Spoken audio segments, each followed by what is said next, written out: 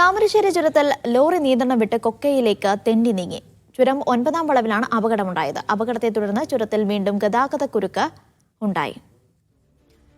സലാം മുഹമ്മദ് വിവരങ്ങൾ നൽകും. സലാമം, ഇന്നാണ് ഇത്തരത്തിൽ വലിയ വാഹനങ്ങൾക്ക് അനുമതി നൽകിയത് യാത്ര ചെയ്യുന്നതിനായി. ഇപ്പോൾ സ്ഥലത്തെ സാഹചര്യം എന്താണ്? എങ്ങനെയാണ് അപകടമുണ്ടായത്? അനീഷ, ഇന്ന് രാവിലെയാണ് മൾട്ടി ആക്സിൽ വാഹനങ്ങളടക്കം ചുരത്തിലൂടെ കടത്തിവിടുന്നതിന് കളക്ടറോട് തീരുമാനമെടുത്തത്. അതിന് പിന്നാലെയാണ് ഈ അപകടം ഉണ്ടായത്. ലോറി, അതായത് കണ്ടെയ്നർ ലോറി ചരക്ക് കയറ്റി വരികയായിരുന്നു.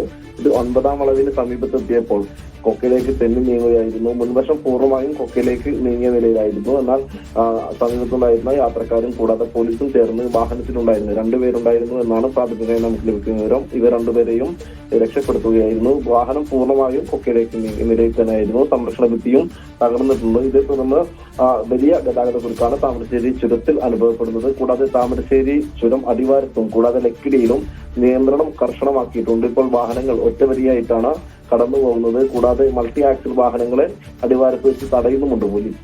അനീഷ, ശരി, സലാമാണ് വിവരങ്ങൾ നൽകിയത്.